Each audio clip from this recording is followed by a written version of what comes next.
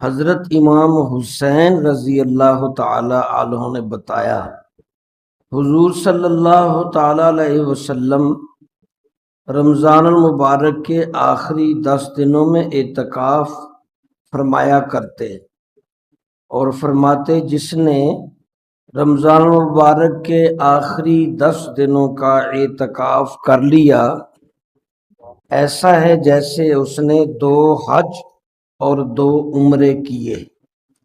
یعنی اللہ کے گھر میں اعتکاف کرنا 10 دنوں کا، رمضان المبارک کے آخری عشرے کا، اس کا ثواب اتنا ہے کہ 2 حج اور 2 عمرے کے برابر ثواب ہے۔ خوش نصیب ہے لوگ جو اللہ کے مہمان بنتے ہیں، وہاں عمرہ کرنے جائیں یا حج کرنے جائیں، وہاں بھی اللہ کا مہمان کہلاتا ہے۔ اسی طرح 10 دن رمضان مبارک کے آخری عشرے کا اعتکاف کریں تو یہ بھی اللہ کا مہمان کہلاتا ہے۔ تو اس حساب سے یہ دونوں، عمرہ کرنے والا، حج کرنے والا اور دوسرا اعتکاف کرنے والا، اللہ کا مہمان بنتا ہے۔ اس لیے فرماتی ہیں کہ اما عائشہ رضی اللہ کے حضور صلی اللہ تعالی علیہ وسلم ہر سال رمضان کے آخری عشرے میں اعتکاف فرماتے۔ ایک مرتبہ سفر کی وجہ سے رمضان مبارک کا اعتکاف نہ ہوا تو آپ نے اگلے رمضان میں ڈبل اعتکاف کیا، 20 دنوں کا۔ تو جن کے پاس وقت ہے وہ یہ خوش نصیبی، یہ نیکی حاصل ضرور کریں، اعتکاف پہ بیٹھیں۔ جو بیٹھے ہیں وہ اللہ کے مہمان ہیں۔ یہ مسجد کی حد بندی کا پتہ ہونا بھی اعتکاف کرنے والوں کے لیے لازم ہے، کیونکہ جب نیت کر کے اعتکاف میں بیٹھ جاتے ہیں مسجد میں، یا خواتین جس کمرے میں بیٹھتی ہیں، تو اس حد سے باہر نکلنا، مسجد سے باہر نکلنا بلا عذر، صرف عذر پیشاب، پخانہ، وضو اور غسل ٹوٹ جانے کی صورت میں، اس کے علاوہ باہر اگر نکلیں گے تو اعتکاف ٹوٹ جائے گا۔ اور اعتکاف ٹوٹ جانے کی صورت میں جتنے دن باقی اعتکاف رہتا تھا، اب وہ اعتکاف اس پہ کرنا واجب ہو جاتا ہے۔ جیسے میں نے کل عرض کیا تھا، اعتکاف کی 3 اقسام ہیں: واجب، سنت، نفل۔ واجب اعتکاف 2 صورتوں میں ہوتا ہے۔ ایک صورت یہ کہ اعتکاف ٹوٹ جائے، تب وہ اعتکاف باقی دنوں کا کرنا اس پہ واجب ہو جاتا ہے۔ اور دوسرا واجب ہے منت کا اعتکاف۔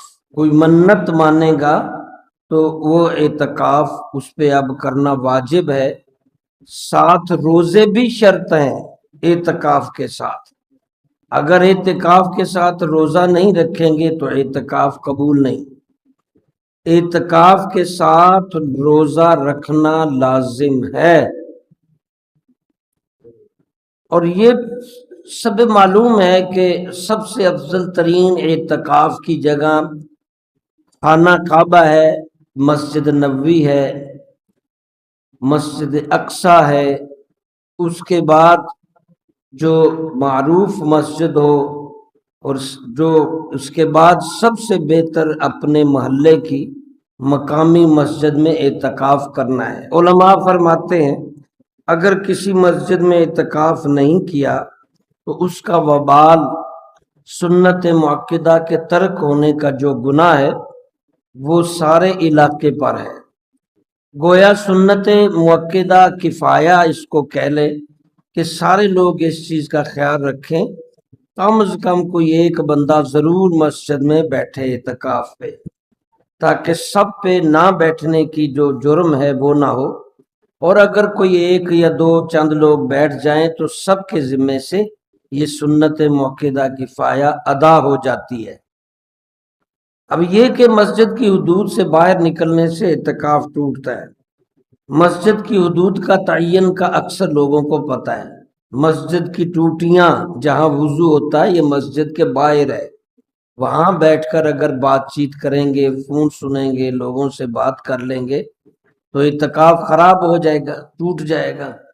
اسی طرح جوتے اتارنے والی جگہ پہ جب جاتے ہیں واش روم کے لیے، تو جتنی دیر یہ مسجد کے باہر ضرورت کے تحت ہے تو کسی سے بات نہیں کر سکتا، اگر کرے گا تو اعتکاف ٹوٹ جائے گا۔ اسی طرح گھر میں جو خواتین بیٹھتی ہیں اس کمرے کو متعین کریں جس میں نماز پڑھی جاتی ہے، اگر پہلے نہیں تھی تو پھر وہ جائے نماز ہر گھر میں ہونی چاہیے جہاں نماز ادا کریں گھر والے۔ اکثر حضور صلی اللہ علیہ وسلم سنت گھر سے پڑھ کے وضو گھر سے کر کے تشریف لاتے، تو ہمارے لیے بھی یہ سنت ہے کہ گھر سے ہی وضو کریں اور گھر سے ہی سنت پڑھ کے مسجد میں ہیں۔ تو جس گھروں میں جا نماز کی جگہ مقرر نہیں ہے تو اس گھر میں اعتکاف نہیں ہو سکتا۔ اعتکاف کرنے کے لیے پہلے جائے نماز کی جگہ متعین کرنی ہوگی کہ آئندہ ہمیشہ اس جگہ پر ہی نماز پڑھی جائے گی۔ اب اس کمرے میں اس جگہ پہ اعتکاف عورت کے لیے جائز ہے، باقی کمروں میں جب جائے گی تو اعتکاف ٹوٹ جائے گا۔ اس طرح بہت سے مسئلے باقی تھے، انشاءاللہ کل سے ہی اللہ